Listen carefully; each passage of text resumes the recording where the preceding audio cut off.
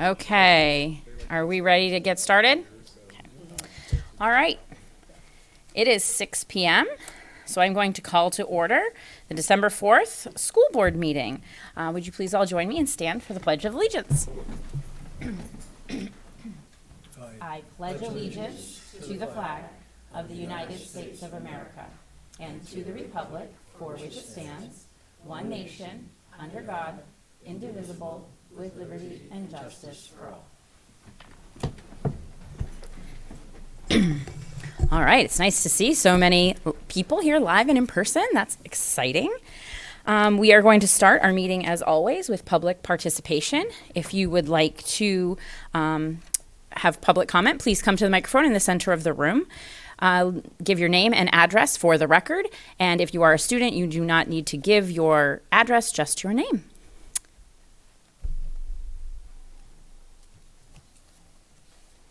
Okay.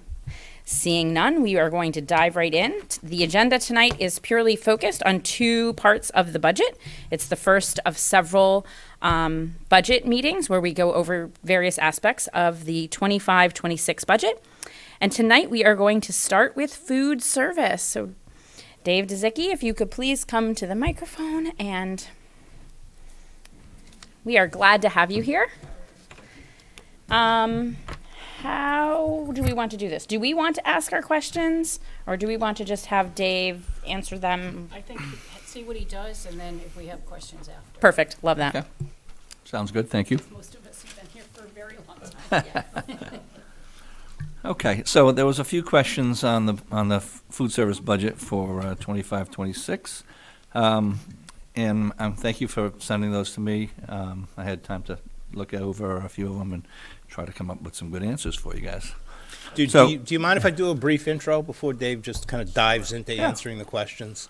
I usually do this, and Dave's heard it a million times, so he could probably do it himself. But just so this is more for the audience, and you guys know, but this is for the audience. The food service fund is basically a special revenue fund. It's like an enterprise fund, meaning all the income that it collects offsets the expenditures that it makes. Dave's only had a couple of years where there was a deficit, but that was quickly made up. But he always runs a bit of a surplus in his fund, which he is supposed to do by law. So there is no impact to the tax rate for the food service budget, none. There's an appropriation that goes on the last warrant article that includes the budgeted federal funds, and there's a corresponding revenue that matches that appropriation. So right now at this point in time, David has a surplus, and you'll see him asking for some particular items this year that are needed this year, definitely. We'd be asking for them anyway. Mm-hmm. But he's in a position because of that surplus in order to pay for them without him going over budget or hitting the tax rate at all. That's why it's a good time to do certain things like the van and like any other equipment that he's going to be talking about tonight. So it's a self-supporting fund, no increase, no impact to the tax rate. And Dave's been here for longer than I have, so that's a long time, man. So Yes, we've been together absolutely. for a while. It's been a pleasure working with Mr. Dzicki all these years. Thank you, Matt. Go ahead, And Dave. And you too. Thank you. All right, so with that intro, I would like to say that the items that we have on the budget are something that we anticipate that we want to use the excess funds for specifics. The van being one, and I'll go through the questions later, but just give you a quick view. The van is our only vehicle that we have in food service. So it's critical that we have something that's going to be dependable every day, because we have to use that van to transport the food to Thornton's Ferry and Reed's Ferry like clockwork. So when we get a little bit of snow in the mix, it becomes even more difficult every day. So we want to make sure that something that is good on the road and not going to be a hazard to anybody. The van that I have right now, it's going to be going on 9 years. It sounds like it's in pretty good shape, but it's this is the moment that I have to purchase something that's going to last another 9 years, with minimal expenses to repair and fix, and hopefully not break down when we're driving our way to Thornton's Ferry with chicken nuggets every day. So just that as a preface, I think it's a perfect time to try to get that van so that we can extend, 9 more years with a vehicle that's going to be in good shape. So Jenna had a question, is the self-funded, my requests are self-funded, and I think Matt had a good explanation on that. And with the Department of Education, the Board of, the Bureau of Nutrition, we're allowed to carry 3 months of expenditures before we go over that, that amount. So every year they ask us, how much funds do you have? And if you have over 3 months expenditures, you need to spend that down a little bit so that you're falling under that 3 months. So this is where we are, and again, a good time to try to spend down my surplus funds, because if we don't, and if we go over that 3 months of expenditures, then we have to send a report to the Board of the Bureau of Nutrition and say this is where we're at. So this is a perfect time to do that. I think it's appropriate that we use that money to buy the van or the other equipment. Yeah, and that's the whole purpose of the food service Right. surplus, is to support the food service program.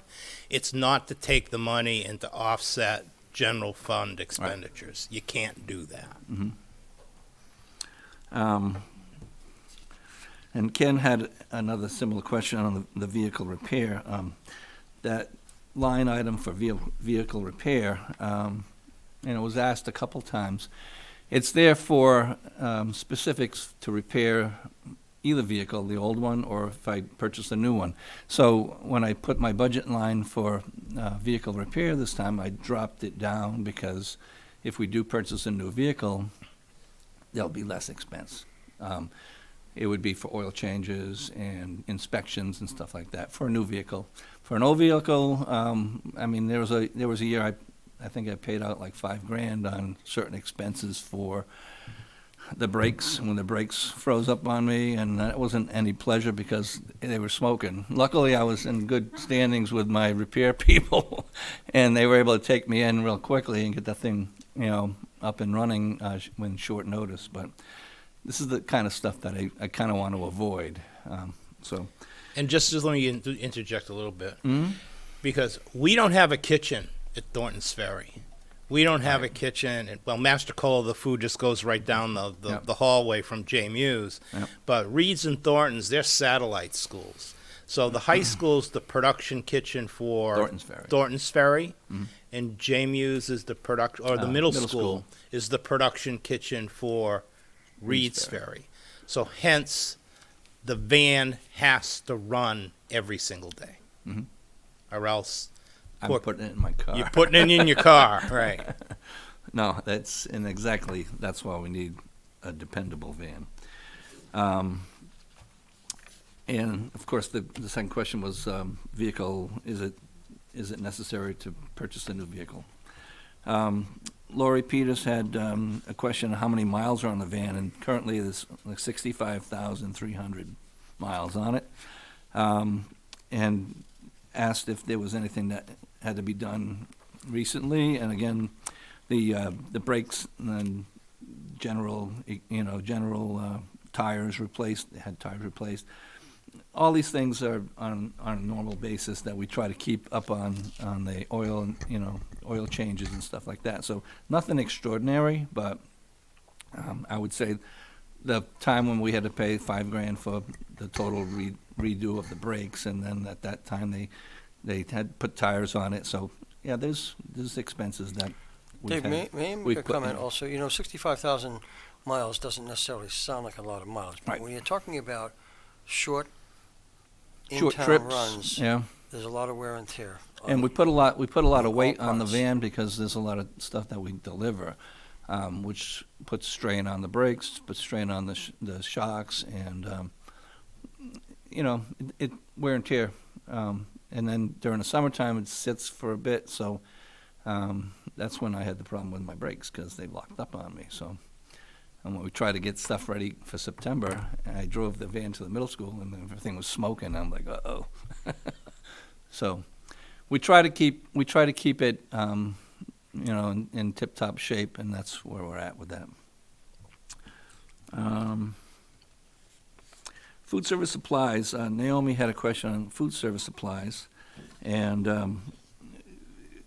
I think when we did the budget 3 years ago, we were kind of like coming out of pandemic, and there was a lot of problems with gathering and getting things that we need every time. So that's why I think we over budgeted on those items a few years ago. It's starting to come down. We're back in line now, and we also belong to the New Hampshire Buying Group, which does our bidding for the Merrimack School District. They have over 50 school districts in New Hampshire that Tim does the bidding for, so he's got a great amount of buying power.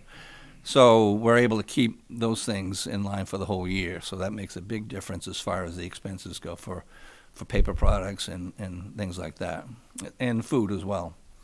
Let's see. And this, as far as the warming ovens and such at the high school, they've been there as long as I have. So I just had to replace a part on one of them, and it cost me almost $800. So that's what happens. Stuff starts to turn old, and we have to bring somebody in to repair and make sure it's safe to operate. So. Did you have a question? Part of the reason I wanted to highlight that line with the decrease was because that was a $10,000 decrease on that Yep. line, and that's a big deal, and it shows that we're adjusting our budget based on actual costs and Absolutely. not just like keeping Yep. everything going up year over year over year. Exactly. Yes. Thank you. And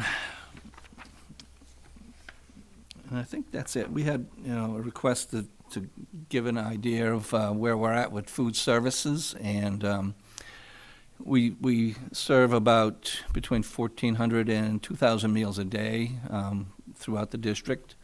We're at about 9.5% to 10% free and reduced, and we always encourage people to put applications in when they think they're in need of some help with their food budgets, and everything works really well. We have a great system with Mosaic, so the kids all have their barcoded cards that they come through, and nobody knows any difference of who it is, free, reduced, paid. Adults come through, they help, they do the same thing. So, I think the operation is really running really well.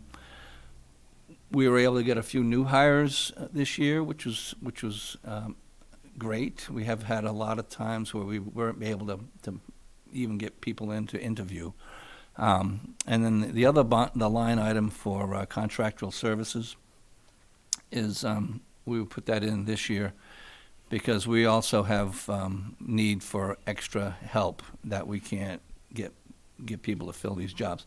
So I have Matt and I worked with this, and we got Citywide that supplies us with a person, and he actually does the job of two positions. So he comes in the morning, does stock for me, and he also helps serve during lunchtime. So, and he shows up every day.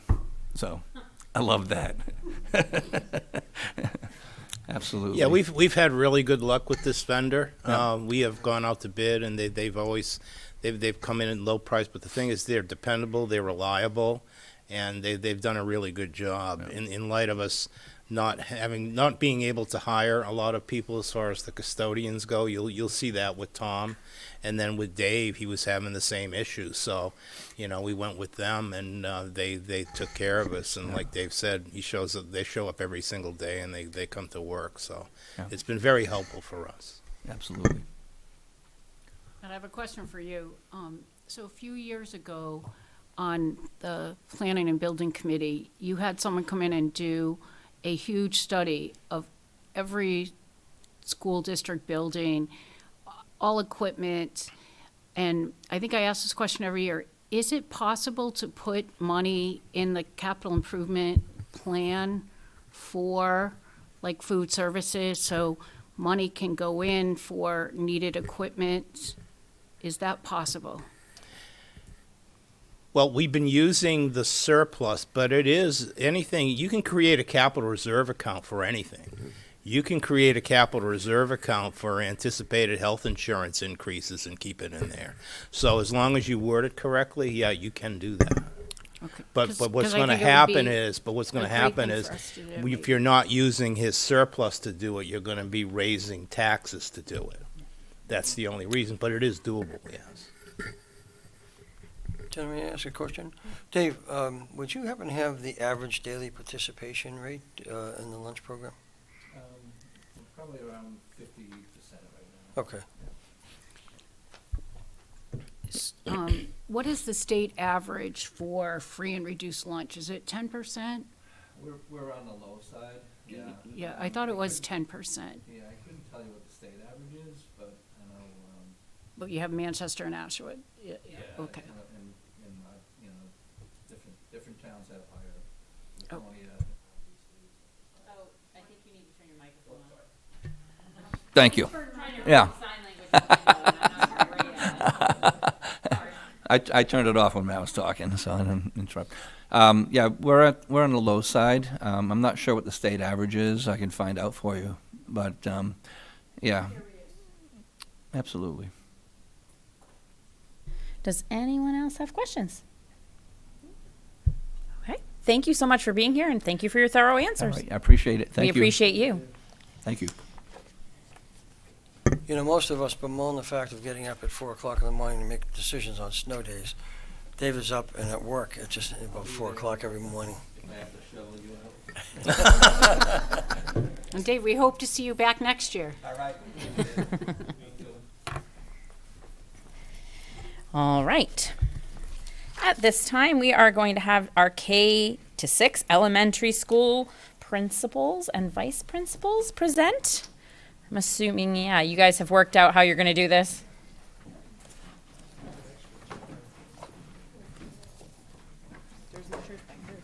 Do you need more chairs or are you good?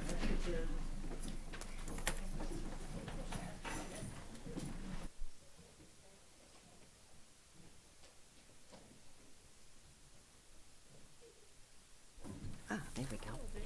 So we wanted to thank you for the opportunity to come in and answer some of the questions that you had regarding the budget that was presented on Monday. The lower elementary, actually K through 6, we work incredibly collaborative together. And so we met, and I'm going to be presenting the questions that were really for K through 4, and then individual principals will answer their specific school questions. But first, I'd like for all of us to introduce ourselves. So my name is Bonnie Paincho. I'm the principal of Reeds Ferry School.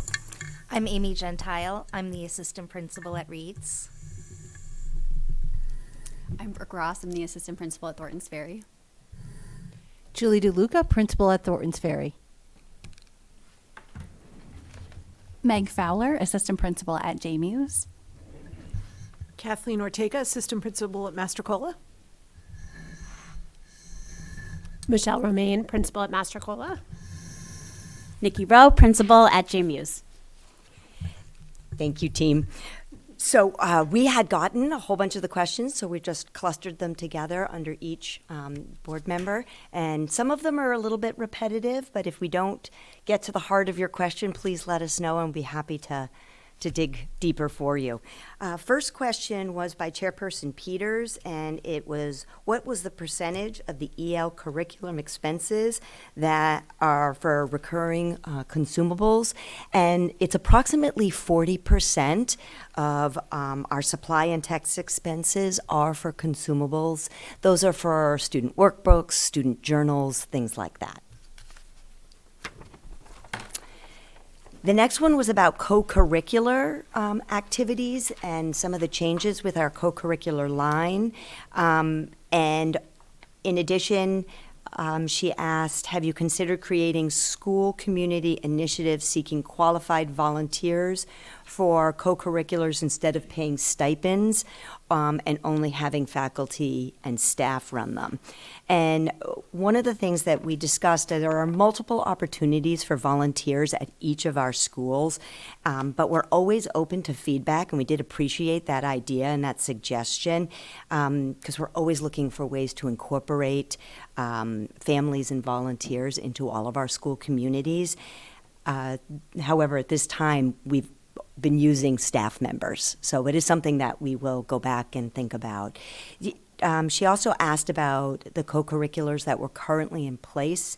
And at Thornton's, we have two different right now under the co-curricular. We have clubs and co-curricular. And the clubs that have been around at Thornton's is the Puzzle Club, Chess Club, and Spoons and Zooms, which the kids love.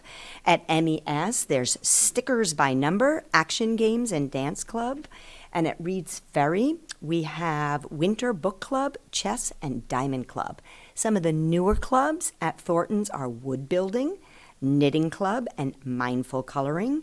And at Mastrocola, they're Crafty Story Times, Diamond Club, and Painting Club. And lastly, at Reed's, we have Art Inspired by Music, Robots, and Cross Stitch. And I know different schools are at different points, but our the number of students who are signing up for these is great. They'll be full. So then Chairperson Hardy asked us some questions. The first one was really directed at Reed's regarding the addition of a new school counselor, and I do appreciate this question because it gives us an opportunity to really talk about our needs.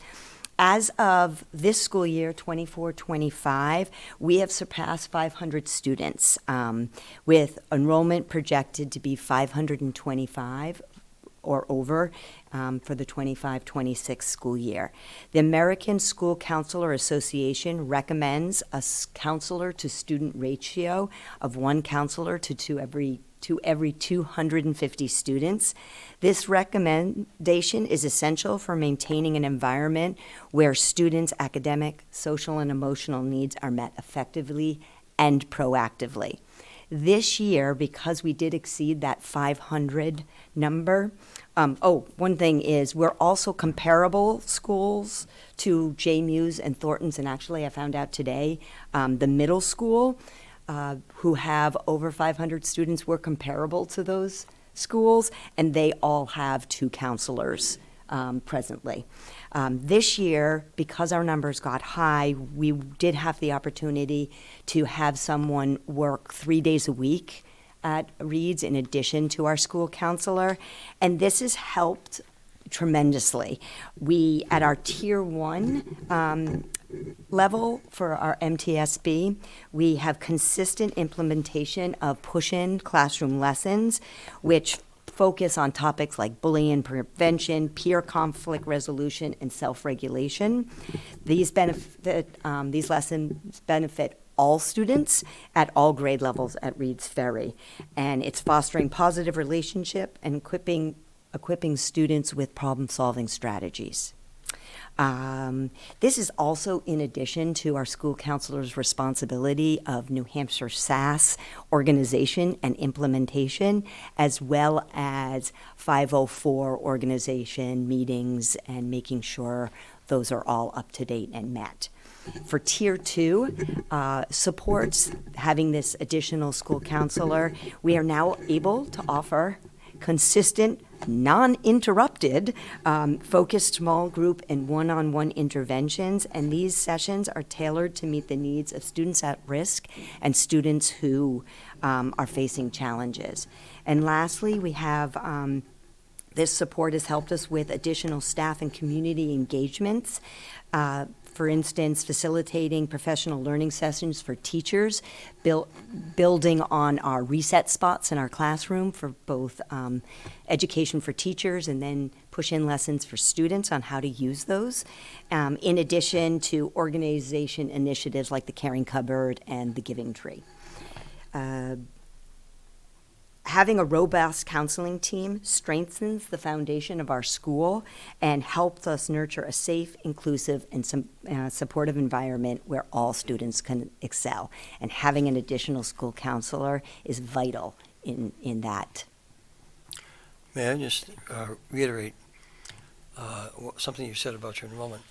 If you recall the graphs that we looked at on enrollment the other night, there's been almost a 20% increase in Reed's Ferry enrollment over the last 5 years, and is now the second most highly enrolled school in the district. It is the highest of any K-8 schools, with a projection of 523 students for next year, which is in excess of JMU's, as you said, in the middle school. And in addition, the smaller grade levels are the ones that are leaving, and the bigger ones continue to come in. So, our smallest grade level this year is our 4th grade. So I don't want to interrupt and steal your thunder, but I just want to say that I asked that question because I work in tandem with our school counselor, and I can't even sometimes sit down during the day because she's like, hey, on the walkie, because she's just trying to teach her lessons and do her groups. And I'm, I can be the first line of response to put out fires, but I think people people my age, like, I'm like, did I have a school counselor? I probably did. I went to Reed's Ferry. Somebody can look it up. I'm sure I had one. But I don't think we saw them unless there was like a reason. But that's not how it is anymore. Those school counselors, like my school counselors, every day I at 1:30, I'm like, hey, have you eaten anything? You know what I mean? Because the kids come off the bus and go straight to her office. And I'm sure this is no different. This is exactly your story. I'm sure of it. They go straight to her office. They start there. And then it is a never ending, how do I see the kids who want to be seen, but also teach my lessons, but also do my groups. And to have one for 500 kids, I can't even imagine, actually. And the focus of being proactive versus reactive is so important, where instead of putting out fires, proactively teaching students those skills and strategies of self-regulation and problem solving, then it decreases it throughout the whole school. And the only way to do that is to have extra capacity. To have the people there. Yes. And I will say, with our person, our little extra person that's there 3 days a week, we have now more staff in those unstructured times, like the lunchroom, out at recess, helping students, manage. And that's huge because listen, we love lunch monitors. They are the best. But Wonderful. Having a counselor at recess and lunch is worth its weight in gold. And they're not in there all the time, I will tell you. They're but when they meeting are, with students, but there's an opportunity for more adults to be circulating in those non-structured areas. Thank you. I have a question for Bill. What's the enrollment in Thornton's Ferry next year? Because The it is anticipated- 500 to 1, so we have two Four- counselors in Thornton's Ferry, so, 498. if we were looking for someplace to maybe, that 498. 498 498. for next year, yes. Projected, that's correct. So it's under. Any other questions? No. No worries. This was about co-curricular again. The co-curricular budget line, which now encompasses a wider range of activities and ensures sustained support for the programs our students value. Starting this year, the co-curricular budget will include both after-school clubs, which I had referred to before, where we've been offering those for the last few years, and in additional activities, which we're now calling co-curricular, just to kind of make them different, which have been previously funded under the service learning projects. This adjustment will allow consistent funding across the schools. The after-school clubs at the 3 lower elementary, we have a maximum of 20 clubs a year, up to 10 in the winter and 10 in the spring. The co-curricular activities are for longer periods of time. All year, for instance, student council and yearbook, and big chunks of time, ski club and run club. By consolidating these activities under one budget line, we aim to streamline the financial management, ensuring a continuity of these valuable programs. May I, just a little bit more explanation too, that some of the co-curricular accounts have increased, not only due to activities, but if you recall, a couple of months ago, we presented to you a revised service learning program approach.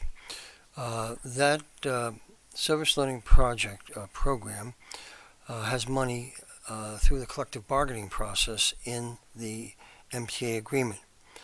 What had happened over the years is that kind of morphed a little bit away from professional development and the growth and development activities of staff that it was intended to provide monies for, into sort of a catch-all for some co-curricular activities.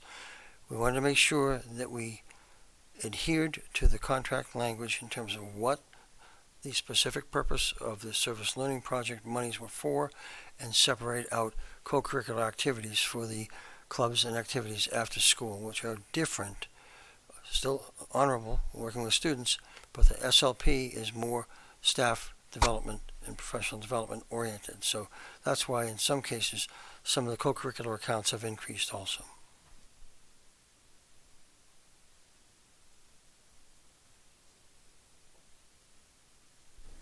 So our next question was specific to MES. Why is there no new funding needed for the furniture to furnish a new classroom and the furniture rug replacement? In fact, there is money allotted to that. There's not an increase over what was asked for in the 24-25 budget, where furniture for an additional second grade classroom was purchased. So for the 25-26, we're requesting the same amount as last year to purchase furniture for an additional third and fourth grade classroom. We were able to add two classrooms with the same amount as last year, since we're going to use much of the furniture from the previous grades. So I'm wondering if on the sheet that you have, the overview says 0 because it's not an increase of what we asked for previously.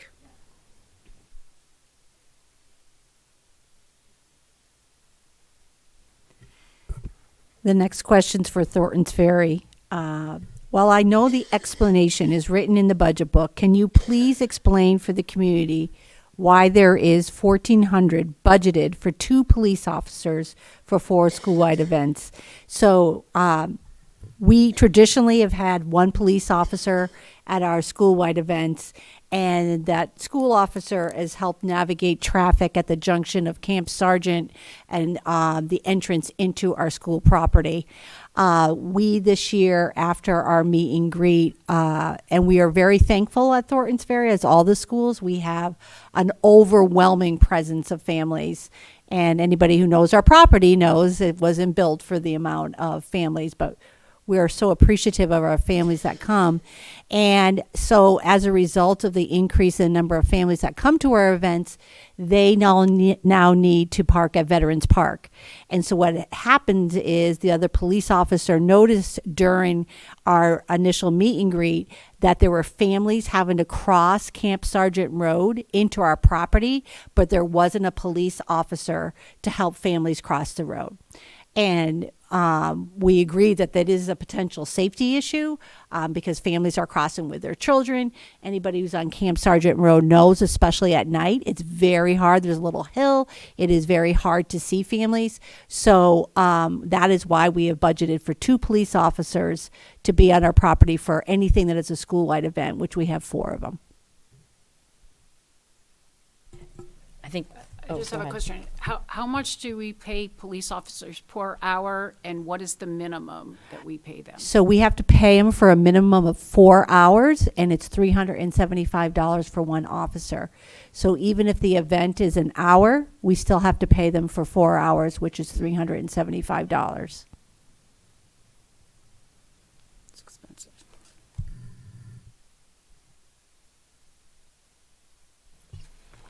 So now we're moving on to questions with Board Member Martin.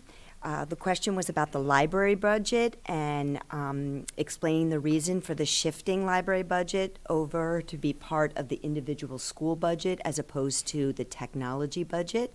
And a second question was regarding the library supply line. So the district recently implemented a structural change by moving the library budget from the district level technology budget line to the individual school budgets. This decision was made to better align library resources with the specific needs of each school, leveraging the expertise of our librarians. The change ensures that libraries receive dedicated funding and better identifies the needs at each of our different schools. Previously, the library budget was part of the broader technology budget under the Director of Technology. Each school now has 4 distinct library lines. One is for books, one is for instructional materials, which are audio resources and things like that. One is for periodicals, and the other one is the library supply line. The library supply line is encompasses both supplies for library maintenance and library as a unified arts. So both of those are incorporated in one, and that's why it's a larger. I actually think that shift makes a ton of sense. So I was really happy when I saw that. Great. Now we're moving on to another set of questions from Board Member Halter.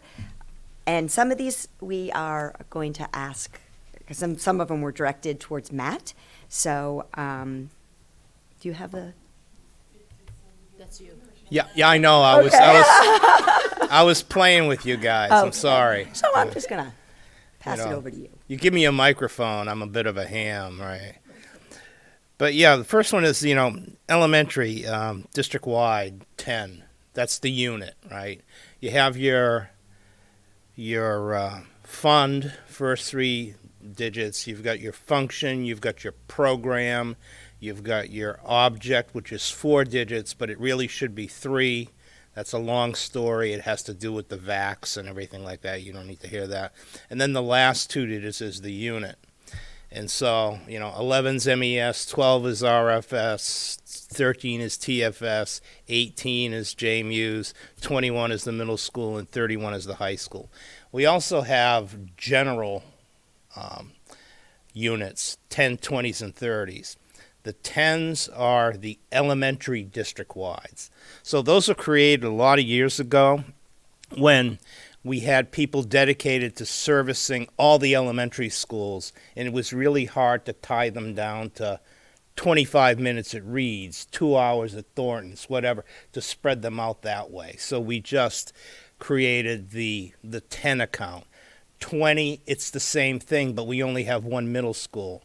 But it was something that was just done for 10, 20, and 30. 30 belongs to the high school. So we could eventually, if we wanted to, make a switch at some point, fold in the 20s into the middle school and fold in the 30s into the high school.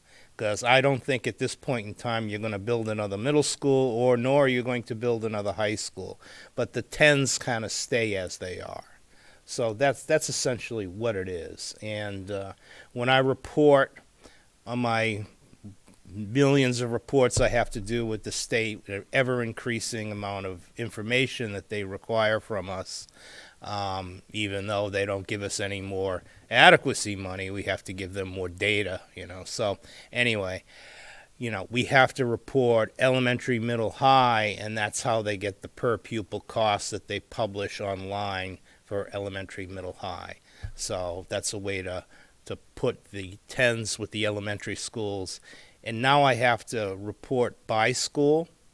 So I have to tell you how much Reed's Ferry costs, how much Thornton's Ferry costs, how much MES costs.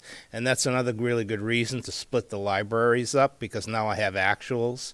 I used to do ratios based on enrollments, and now I can do actuals. So this all kind of ties into the accounting system and how we report to the DOE and how the DOE reports to the federal government.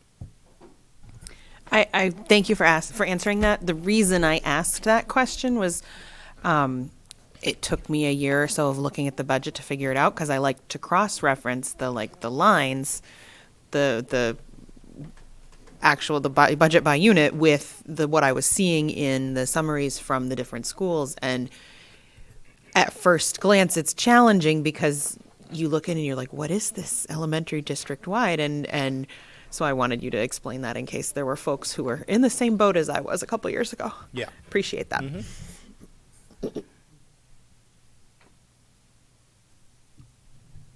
Do we have another one that's me? I'll Ye- take oh, that yes. one too. It's Okay. the next two. The next two? Well, the administrative assistant at Reed's Ferry, that's in your budget message. That's around $30,000. That's an extra administrative assistant for the guidance counselor at Reed's Ferry Elementary School. So that's a new position. And 504, yeah, they're going to be the 504 coordinator for K through 8? K through 8. If you recall, at Monday night's budget meeting, we talked about the fact that this is a function that needs to be improved in terms of our attention to providing more staff to maintain, to keep and maintain accurate records with 504, special education, guidance. I can't say that that is happening right now because we've been understaffed.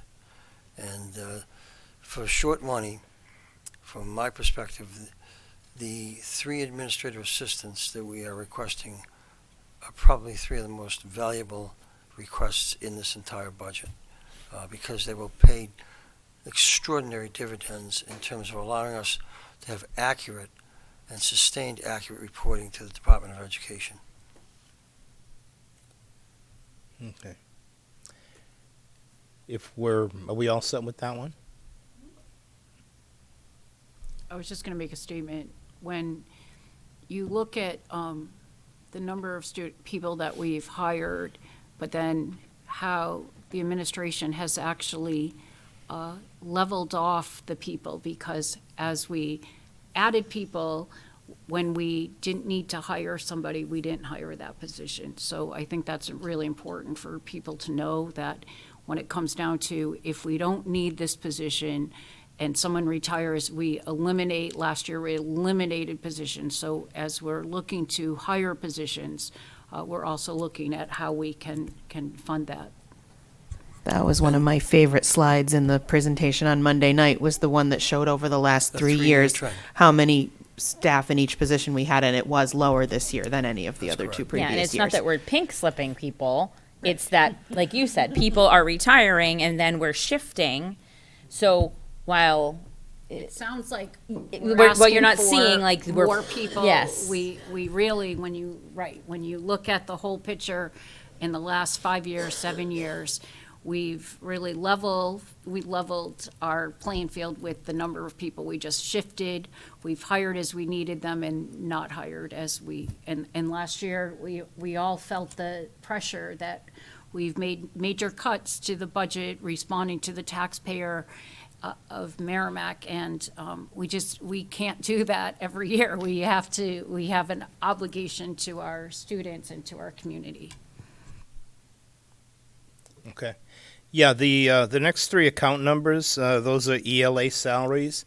There's a decrease in there. What that is actually is year to year, over the past couple of years, especially during COVID, we probably turned over a couple hundred teaching positions and probably another 150 support staff positions easily.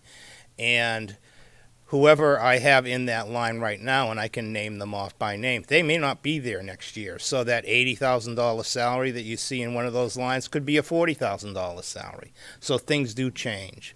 And I think over the years there were other probably part-time people put in those slots that perhaps shouldn't. We're in a constant state of cleanup and refinement as far as personnel goes.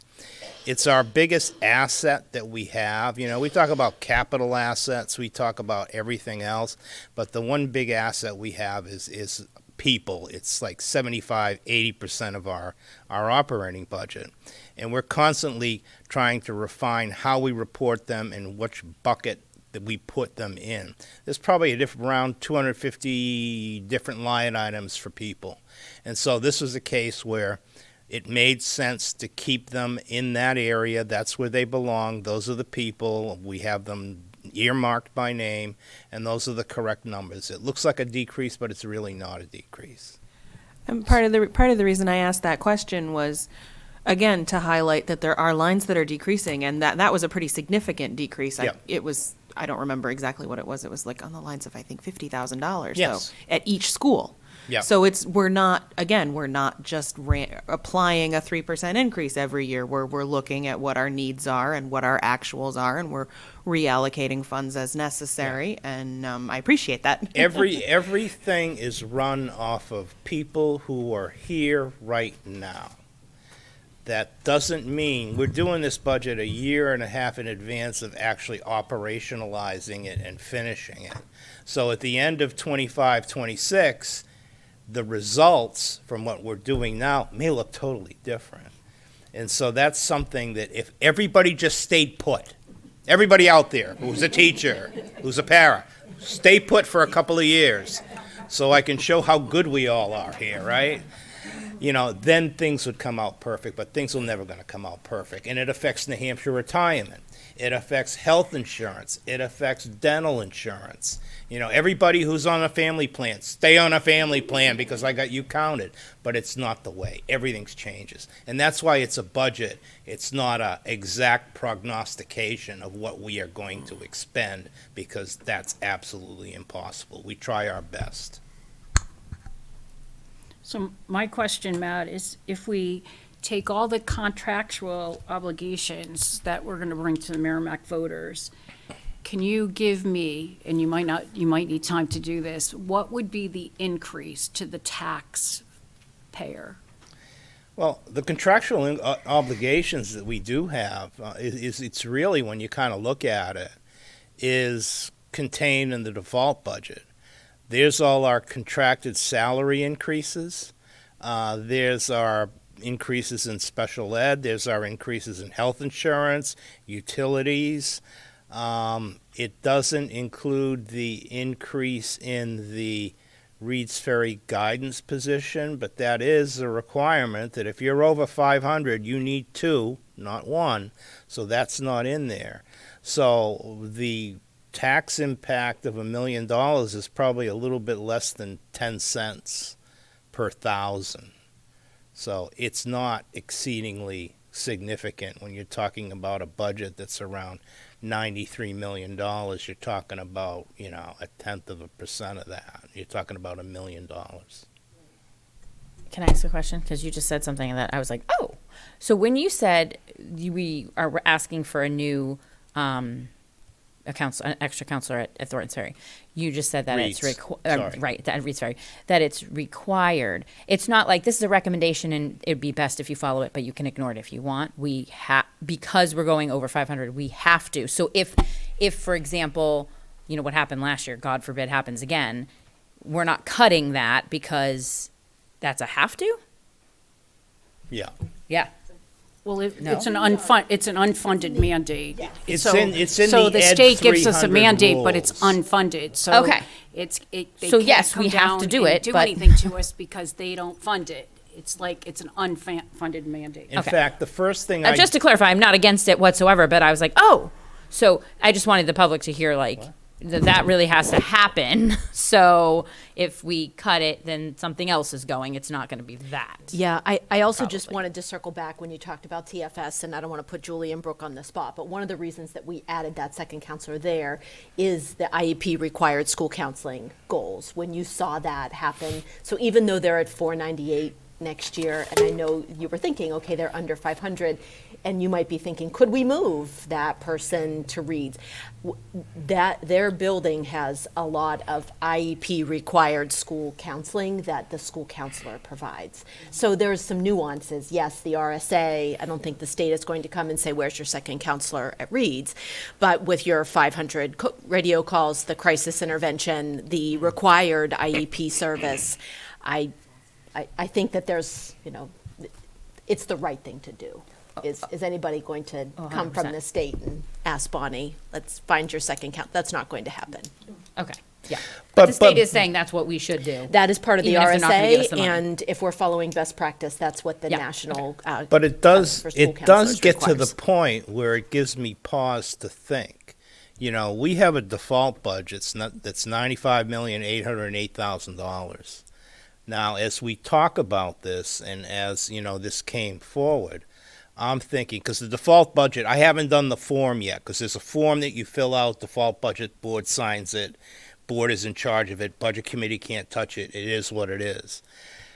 We need to probably have a discussion and maybe talk to the DOE, you know, should I include that in the default budget? That's something that just came to me right now.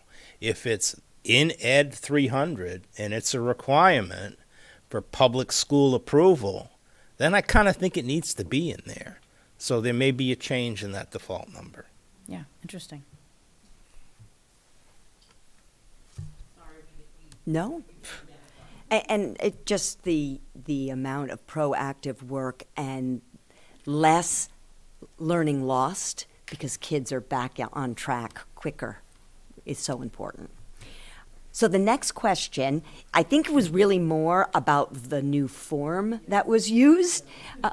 So we're going to answer a little bit just because you had given the example of the science line. So the cost of our mystery science is for a 2-year subscription and is based on how many classes are at each grade level.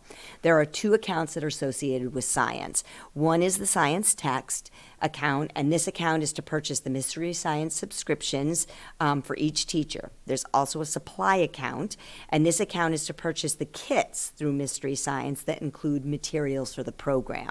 It's worth mentioning, though, that K and 1 is less for the kits than 2, 3, and 4, grades 2, 3, and 4, and so that's where some of the differences are. It's based on how many classes you have at each grade level at at the different schools. So that I appreciate that. I also want to say, just for the record, that I love mystery science. I And so do the did kids. I did it with that was one of my favorite home learning things during COVID. I did it with both my kids, my son, who was in, I think, 5th at the time, and my daughter, who was only like 4. She was like, no, I want to do these projects too. And it was awesome. That was one of my favorite things that I got to see from being home with my kids during COVID.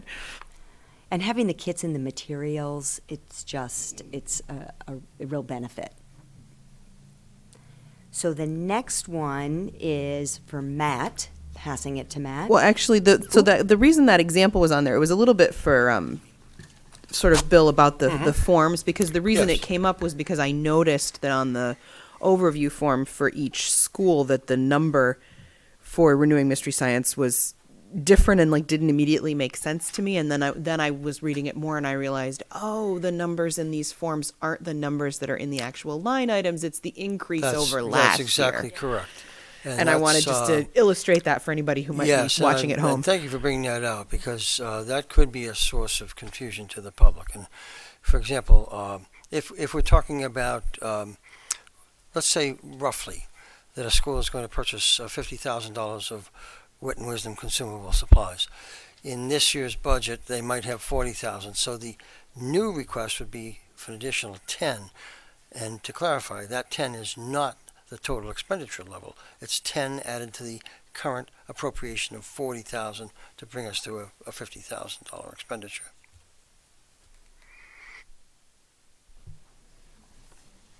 So Matt, the next one was various library accounts. Which technology account were they moved from, and what was the reasoning for the change? I didn't know if you wanted. Yes. Well, you know, you can match those up with the, we should put a grid together on that. That would be really nice. Sorry. Yeah, we should put a grid together, because I have a spreadsheet on my computer that says where they came from and how they got there. I And figured you we'll could put probably together. do it easier than me just sitting there cross-referencing Yeah, things, so no. that's why I asked. No, I got it from Jason. Jason can talk to that too, but. Perfect. Yeah, and mostly it was like the instructional media portion. The rest of it was books and materials and whatnot. Oh, bless you.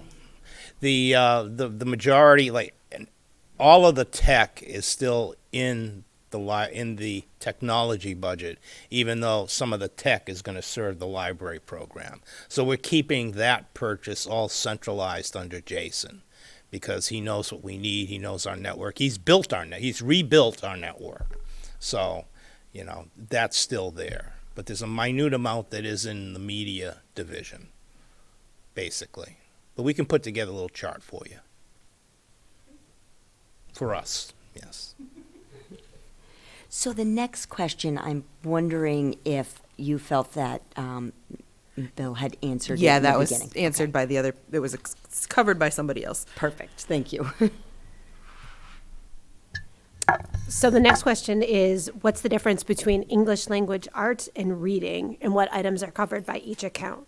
So the reading accounts, both text and supplies, are what we use for the reading program and curriculum associated with reading.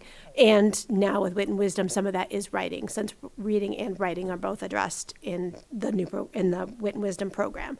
And then the ELA accounts, text and supply, they're used for other areas of literacy. So phonics instruction, vocabulary, spelling, handwriting, those are all accounted for in the ELA budget.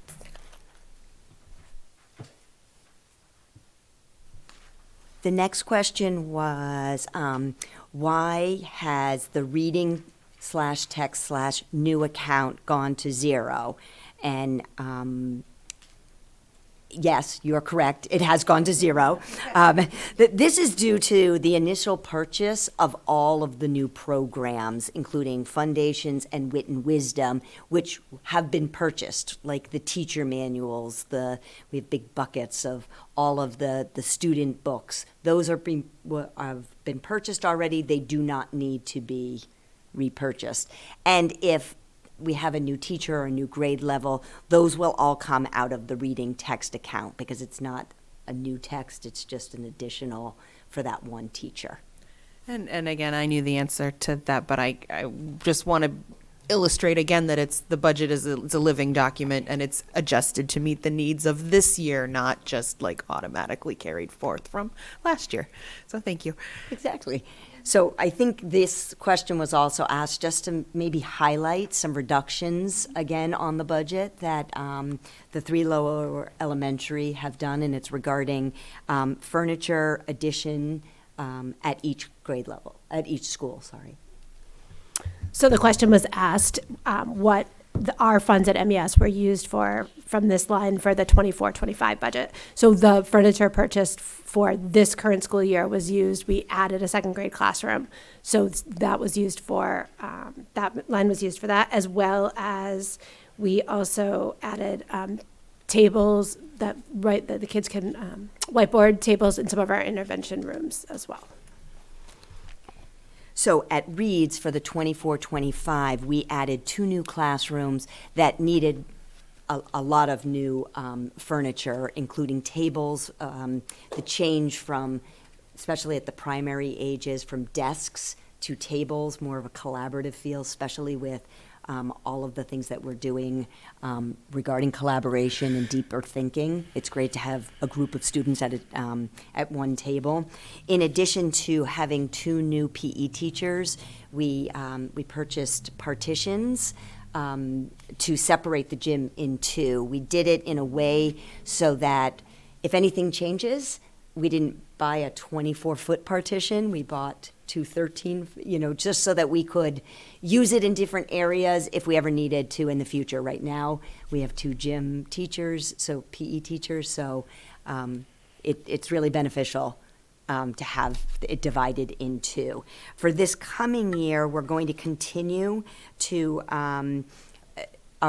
continue to change those desks to tables. K1 and 2, we're pretty much done with K and 1. We just need to finish off second grade, and also getting some new chairs. And we are significantly going down, which is A bunch of those lines went down, and it was, again, I was just noticing that it was changing based on the needs of this year and not, yeah.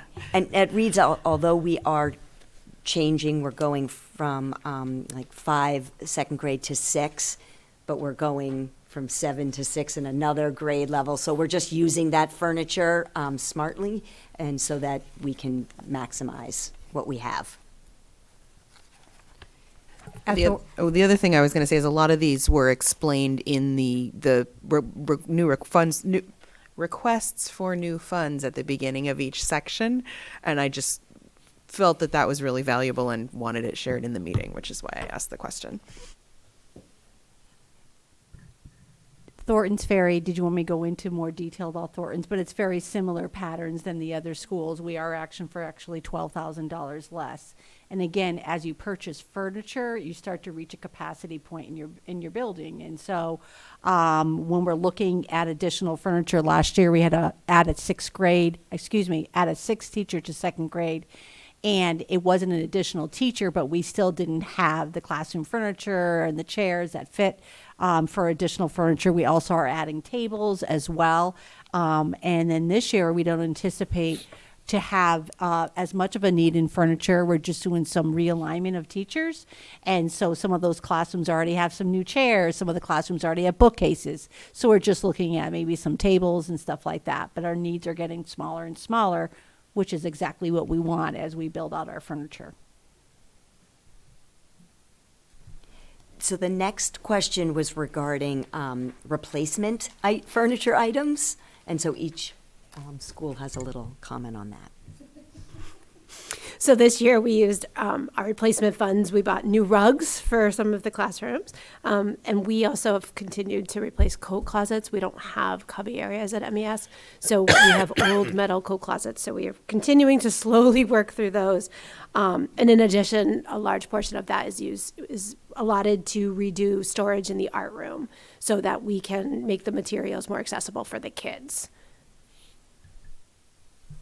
So it reads, I did misspeak on the former one. This is the line item where we're going, getting our second grade tables and chairs. Our chairs are about 35 years old. Someone said that they haven't had new chairs. They're hard. So we're going, this is just the beginning stage, like we're just doing one grade level at a time so that we can update them. Yeah, at Thornton's Ferry, I invite all of you to come and sit in the chairs. So we have already replaced the chairs in fourth grade 2 years ago. Last year, third grade. It's very expensive also to replace a chair. It's like $77 a chair, even before shipping. And this year we'll replace all of our second grade chairs. So we're making progress, but you see again the decrease that we have from the former year. So the next question is about the associations that the principals and the assistant principals belong to. Yes, they are the same as previous years. We're members of the Association for Supervision, Curriculum and Development, ACCD, and the New Hampshire Association for School Principals. With that membership with school principals, we are also members of the National Association for School Principals, which is included, which is wonderful. These associations include network meetings, professional development, professional articles, periodicals, among other benefits to help us continue to grow and learn as administrators. You also had asked about our field trips and some of our newer field trips. So we have 2 newer field trips that are on the books. This year is our second year of our fourth graders going to Andre's Art Institute in Brookline, New Hampshire. This field trip gives a chance for students to observe and interact with artwork in nature and demonstrate what they've learned in the classroom. It's been incredibly successful. It's outside. The kids can really interact, touch, feel, move around, and have conversations about art. And it's been a really positive addition to our field trips. The other one that is still in the works, but we wanted to budget for it, is the one-room schoolhouse. So this summer, Mr. Olson and Ms. Doyle and myself met with the Merrimack Historical Society, and we to discuss an exciting opportunity for our fourth grade students. The initiative centers on the schoolhouse number 12 on Boston Post Road, where each fourth grade class will have the opportunity to visit and experience education from a historical perspective.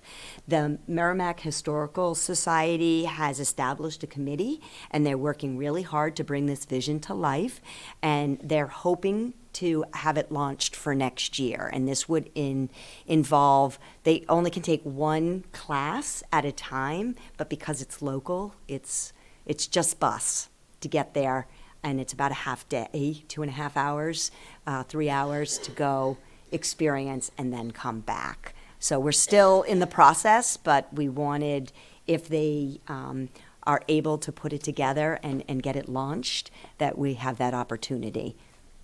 So, and then we have a bunch of other field trips, and all of our field trip experiences are designed to enhance both our science social studies curriculum for all of our students, providing authentic hands-on learning opportunities for all grade levels. There was also a question regarding kindergarten. At this point, we do a on-site kindergarten field trip.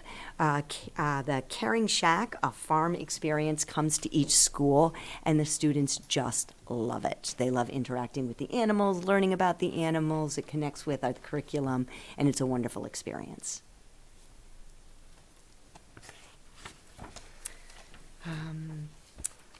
How do we determine the number for classroom supplies, which is the classroom supply budget line, and this line is based on projected enrollment for each school and a set number.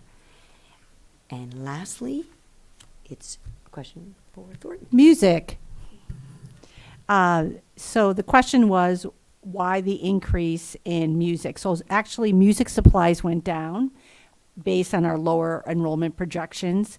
But we do have a higher music replacement budget line, and this is to purchase a keyboard to support our music program and concerts, and RFS and MAS already have keyboards, so we're looking to purchase that for next year.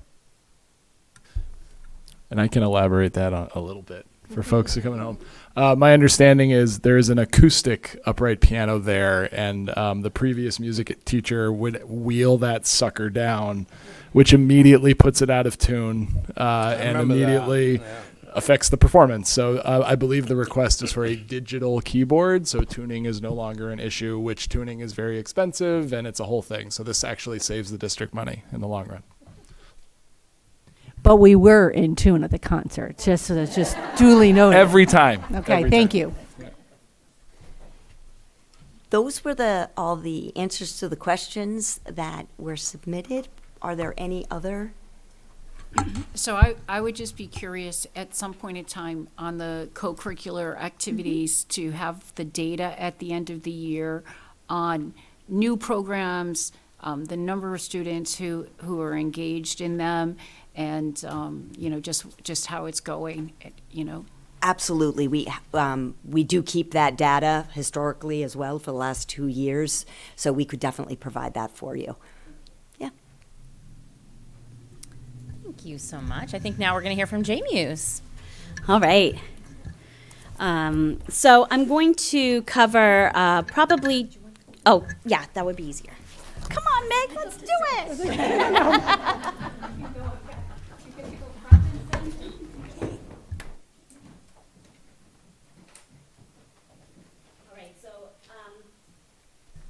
I want to go over two of the questions that you addressed already with the lower elementaries, but they're slightly different answers. So I just want to make sure that we're transparent and clear about that. The first one was from Lori. You asked about the percentage of ELA curriculum expenses and reoccurring consumables. At JMU's total, between our supply line and our text line, we have about $16,600. $13,500 of that goes to our consumables for Spelling Connections. That all of our children use Spelling Connections. That's our main program for vocabulary development and spelling. the other things that we buy out of the supply account, we purchase Scripps National Spelling Bee materials. Those also are consumable. We repurchase them every year. Things for writing and vocabulary, Post-it notes, binders, and then when you think reoccurring costs, our digital license for Xander Blozen, which is our spelling program, is a recurring cost. So even though it's not a consumable, we buy it every year. It's $576. So for the most part, when you're looking at our ELA accounts, just about everything is consumable. We're looking at repurchasing those each year because that biggest expense is the Spelling Connections journal for the kids. So they use that each year, and then they get another one. Another question was about co-curriculars, and they are one of our most favorite things, and we are excited to grow it. An interesting opportunity has come up. You talked about volunteers, and Jay Muse is going to be working with the high school with Harley Hall. We are going to be working with students who are taking advanced courses in Spanish and in French, supervised by a teacher. They're going to come down and they're going to do a Spanish club and a French club under the supervision of a teacher. So that not only benefits them with ELOs, but it really benefits us because that's a club that our students liked, and we don't have a French and Spanish teacher, but we're able to enrich them and give them those experiences. So I actually just talked to Harley today because we're getting ready for our co-curriculars. And I think that this could be the beginning of something that you're thinking about. You know, this could be, or actually, I think, no, it wasn't your question, it was the other Lori's question. Yeah. But she's wondering, how do we grow this practice? And when we think about the high school and the amazing brains we have up there, those kids, under the supervision of a teacher, to come down to our schools can really do some amazing things. So I'm excited about that opportunity. Another opportunity that we have that's brand new is called the Great American Citizen Challenge. And this is an opportunity for students who want to really dive into the history of the United States and know some of the more traditional knowledge, like, can you name all of the presidents? Can you label the 50 states? And so this is a new co-curricular club that we have. We've never had this before, but those kids that want to challenge themselves and really become those experts in some of the things like, can you recite the Gettysburg Address? So very new, very exciting. I can't wait to learn about it. You heard about some of the awesome clubs that we have in co-curriculars and the lower elementaries. We too have those clubs. They talked about ski club and running club. And then we have gardening, which has been a super successful club. Meg and I got a strawberry in our mailbox last year, each one of us, from our gardening club. And we have an escape room club, creative writing, crocheting. So lots of different things that kids are interested in. And that's just to name a few. Next question was from Jenna. Jenna, you asked about the description of the math coordinator. Our math coordinator position was described as being an interventionist. And that really is the heart of the work that will be done by this individual. You asked for, like, what would the percentage of direct service to kids be versus other work? So 80% will be with kids. That's what I envision. I envision this person with students every day, with PLTs every day. And then I'd like them to do some work on understanding our data, teaching us about our gaps. And we have an idea. We know that long division is hard for our students. We know that fraction work and complex manipulation of fractions is tough for our students. We get to volume at the end of the year. So we know the areas that we need to work on, but this person as the expert can dive in and specifically address where we're falling short and what kind of coaching we need. So when you think about 80% with kids and then the other portion, the 20%, we're thinking about coaching and data and how do we bring our scores up systematically, being really clear about what we need. So I don't disagree that interventionist could also be the title. I think that fits because that really is what our person's going to be doing. So it's an interventionist plus. Well, I appreciate that clarification because I work in a building with a math interventionist, a 2nd through 5th grade building, and that is exactly how she spends her time. 80% with students and 20% understanding the data, which people might hear that and go, what? When I tell you, every time she opens her mouth, I put down, I'm like, I listen to her because she figures it out, and boy, she can laser focus on exactly like, we have to fix this particular unit, this is where we're messing, this is where all the kids are. It's unbelievable the contribution of diving into, especially now we have all that iReady data, and just it's absolutely, it's such a huge thing, and I think our math interventionist is brilliant. So I love that we're going to have somebody like that in our district. Yeah, thank you. And I was just going to say, so this position is a position that we actually cut last year, and it pained us to cut. We can't afford, the most recent study that just came out about COVID. We don't even talk about COVID anymore, but COVID-19 and the effects that it had on the American student, especially in the area of mathematics. It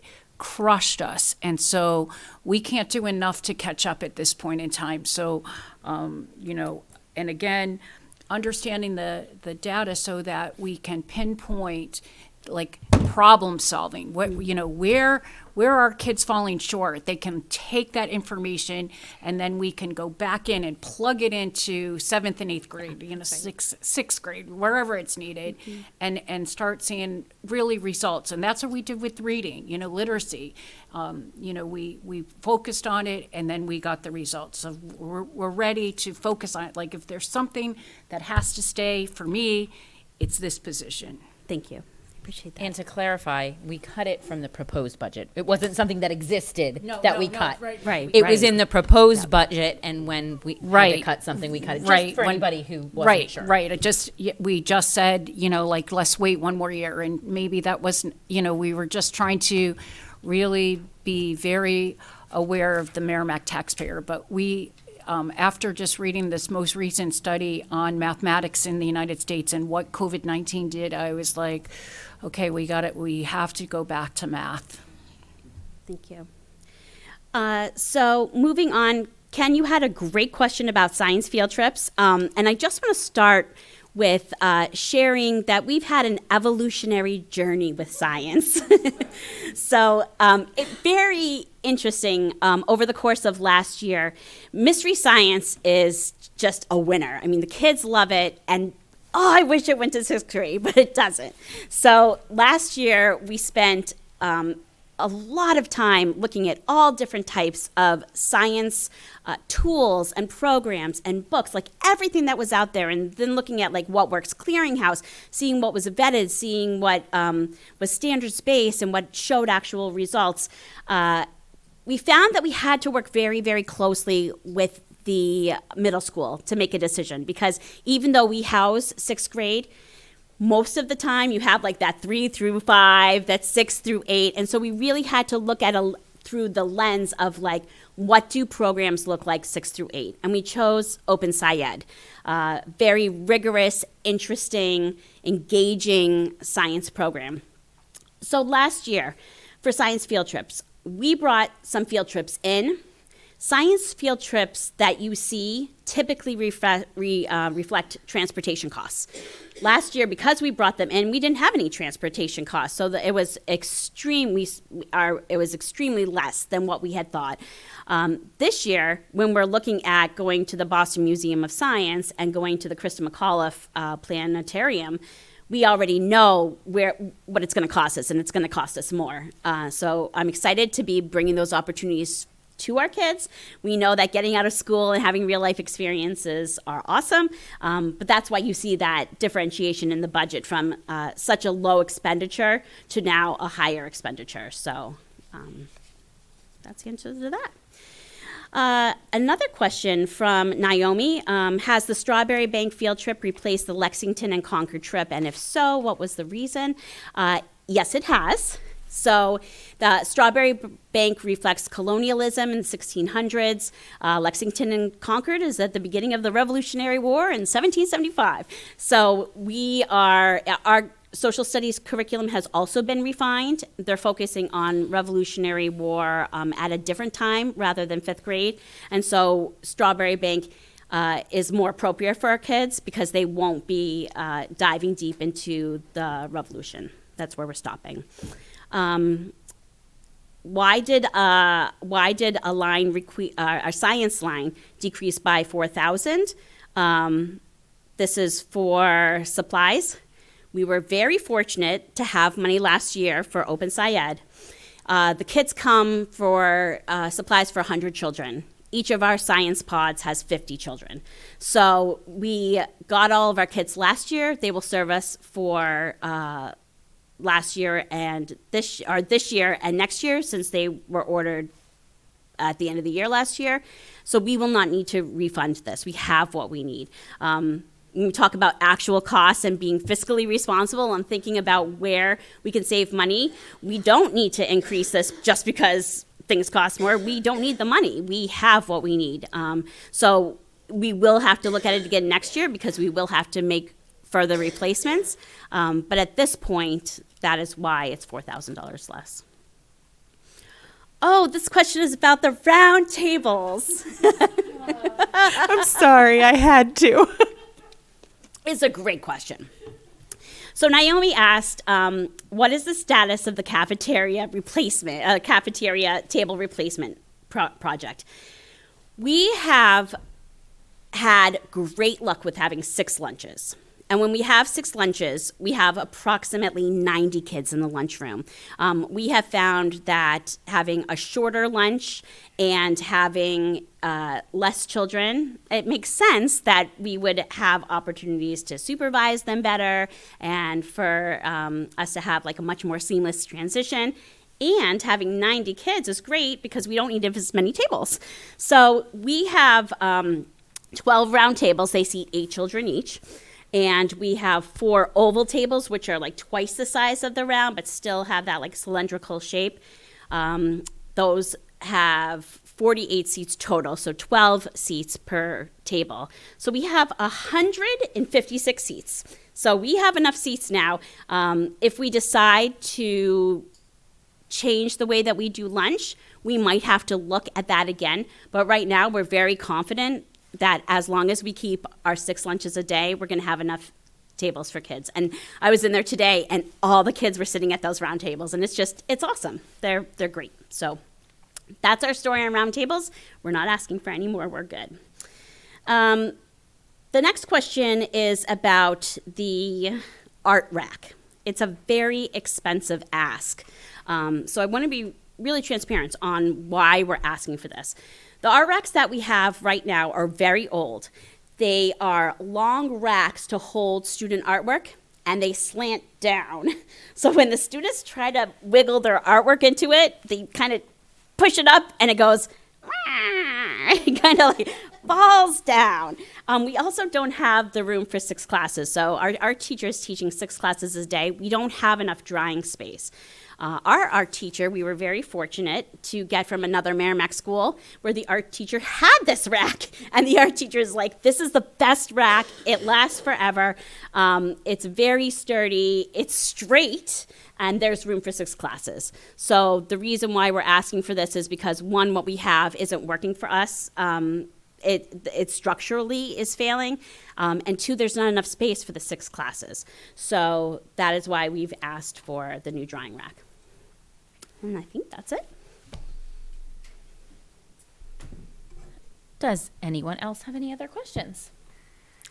Jenna, may I just point out something that's come up several times tonight that I want to underscore again for the community in particular is on slide 6 from the other night. One of the ongoing operation analyses that we do is to review all current programs and services to assess opportunities for improvement, savings, cost cutting, and efficiencies. And so I think what you've heard tonight is if we don't need the money, we're not asking for it. And we're going to cut it out of the budget. And so I think that's important for taxpayers because in some school districts, they keep that money in there and bank it and say, well, we may not need it, but we'll find something other, another use for it or purpose for it. These are not the days that we can afford to do that. So where you have been able to cut, you've cut, and I applaud you for doing that because that is sort of the truth in lending. Application to school budgeting. It's very easy to keep that money in there, kind of hide it, but not here. And so I applaud you for doing that. That was all very obvious to me when looking at this. You could tell so many areas, several areas where like just decrease. And having seen so many budgets over the last 20 years for me, you don't always see that. A lot of things stay the same. So I think that's a really important thing. I know I'm kind of just repeating what Bill said, but I think it's really important that folks hear that because to me, there was a lot of thought that went into where can we cut back. And I think you guys did an amazing job. Again, just like what we saw the other night, there's no fat in this budget. Like it's like, I have a hard time finding stuff in here. We're like, well, maybe we don't need that. But I think you guys did a great job. I think it looks awesome. So I have two things. First of all, I want to commend you for the French, having the high school students come from the high school. Like, high school students are amazing, and that they have the ability to come and have, some of them will be teachers in the future. And so, last year the school board talked over and over when we were cutting and all these people were coming and screaming, like, what are you going to do with French? What are you going to do with, and that, you've come up with a solution because, it's not a problem unless we have a solution. So thank you for that. And then again, I think that I want to commend this administration also because, when we meet and we discuss what it's going to look like each year with the budget, like we do need a central office. I mean, we need a central office. And so that you understood that is a need because some people in the community are like, well, are we putting kids first? If we're getting the central office, they don't completely understand the importance of having a place where our administration can work and you can work, and you can come together. So that you came in so lean, we appreciate that also. Thank you. And I hope that the taxpayers understand that. One of my big takeaways from this was I'm hearing an awful lot about a lot of really amazing things that we're doing for our kids. I heard a ton about curriculum that's being new, it's being updated, it's being refreshed. I heard a ton about co-curricular opportunities that are being expanded and invested in. I heard about field trips that are being newly aligned to what we're teaching, and it's just a lot of opportunities for our kids. And when I was going through this, I go through and I read the lines and I look at sort of the nitty gritty, and I also go through and look at like the overall budget and I calculate, okay, how much did each one increase over last year? And I went through and I added up all of Matt's salary lines to see, because I was curious, because I know that we've talked about it, all of those salary increases are part of the contract, right? So they have to be in the budget and everything. And I went through and I did that math, and I found that for the most part, all of the lower elementary schools were increased by about 3%, some a little more. And I found that the vast majority of that 3% was taken up by those salary numbers. So you guys really are doing your best to provide amazing opportunities for our kids with, I mean, I don't know how to say this, but being very conscious of the resources that you're using to do it, and I appreciate that. My kind of question for the community and also for us as we move into this budget process is, and I'm going to say this about the sort of budget as a whole too, is when we're presenting it to the community at deliberative session, is what does this budget mean? What is this budget for? I don't want to argue a negative. I don't want to say like, oh, well, we're, saving money. I want to say, what does this budget stand for? So that's sort of my challenge to everyone to think about for the future. For your presentation, for me, my takeaway was that we're providing amazing opportunities for our kids. So thank you. I just want to reiterate what Lori said about the opportunity for French and Spanish. That is such a creative and out of the box solution. And as the parent of a senior, right, they're always asking, how did, on these college applications, what leadership, and these kids today have very little time. They do. They're involved in, things that they love, sports and whatever. And there's very little. So to get them to be able to do something where they're doing an ELO, they're getting a benefit which is creative to them, they're showing leadership, and they're investing in younger students. And let's face it, nothing against any of us that are educators, right? They don't want to see us. The teenagers come down, they are all about it. And so what an incredibly great idea. And I'm just going to pile on and say the next one you should do is having the multicultural club at the high school start something like that at JMU's, because Really cool. I'm telling you, as the parent of a student who is a minority, it would be so valuable. It would be so valuable for them to see older peers who are not who are not white. I mean, I'm just going to say it like it is, who are not white. And they need to see people who are like them, that reflect differences, who are minorities, who understand what it's like to be a minority in a community. And for them to have the multicultural club, it could be something that they could do. I mean, it get them started and connect them to the diversity and see their peers that look like them. And representation matters. And I think it would be a really cool opportunity. So that's just my thought. Thank you. Anything else before we move on? Just the final takeaway is I think you understand, and I hope the public understands, the proficiency and the competency level of our administrators. Done an outstanding job. Yeah, I will echo that. I just want to say on behalf of all of us, I'm going to go ahead out on a limb and speak for all of us and say thank you for all you do for our community, for our families, for our students, for their parents.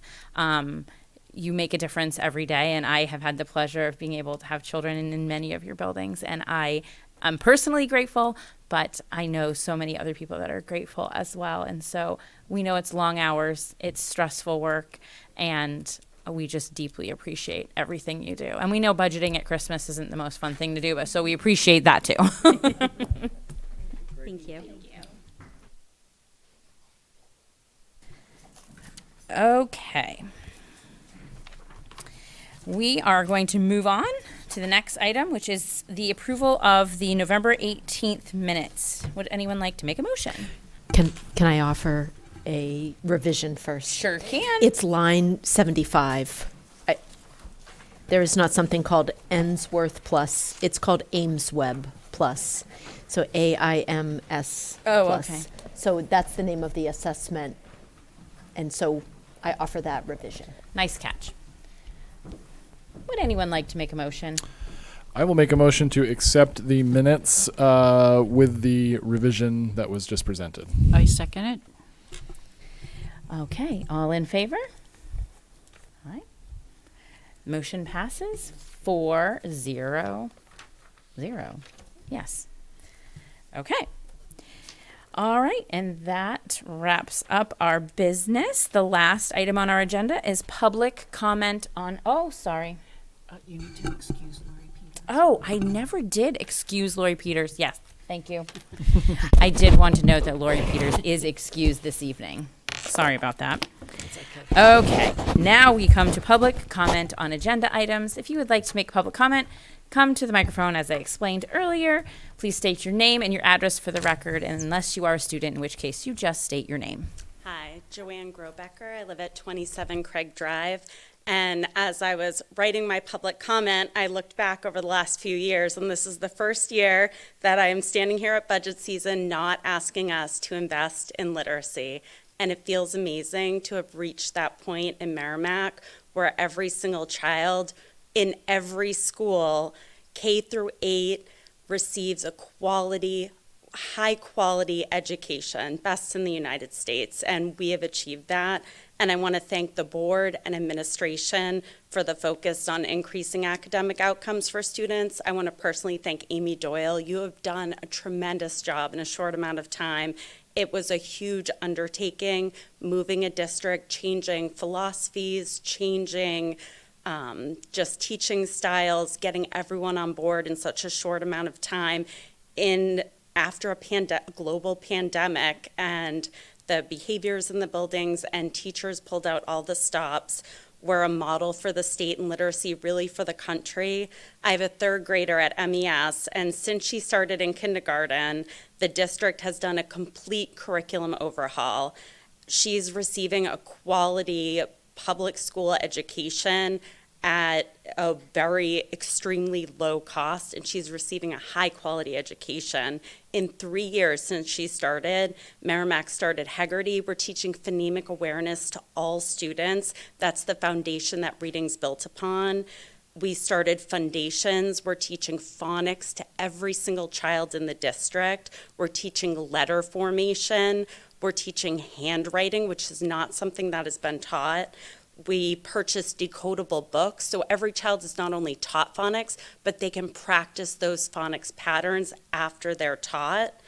We extended phonics instruction. This year is the first year they're teaching phonics in third grade. They extended Foundations into third grade for the first time ever. We started Tier 2 reading intervention. We have a reading interventionist at every elementary school. Special ed used to be the only intervention for students struggling in reading. You were in general education until you were so far behind you needed special education. Now those students that need a little extra get it in general education at a general education cost to taxpayers. We started Wit and Wisdom, a knowledge building curriculum with rich text. All classrooms across the district have the same text in every single classroom. All the kids going into 5th grade at JMU's have the same content knowledge, the same information. We align the literacy curriculums across all 3 elementary schools. No matter where you live in town, your child gets the same experience as every other child in Merrimack. We aligned the curriculum at JMU's, so all students, I was glad they mentioned Spelling Connections is a phenomenal program. It's phenomenal, and to be able to know that regardless of what classroom your child is in at JMU's, they are all learning the same information, they are all doing the same spelling program. It's just amazing, and I love Spelling Connections. I don't know if my daughter piloted it last year, if they had it, but it is phenomenal. It levels, you talk about MTSS, it levels students every week based on the spelling pattern. So every week you're on level, below level, or above level. The kids don't know what groups they're in, but every week. So it's so personalized to that student and what they need. And I just want to commend every teacher for the trainings, the hours, the professional development, which was needed. You cannot roll out programs, especially some that challenge philosophies on teaching, and not provide the professional development. It was a huge undertaking. It is a lot of time and effort to do the preparation, to gather materials, Mystery Science, Wit and Wisdom, Foundations.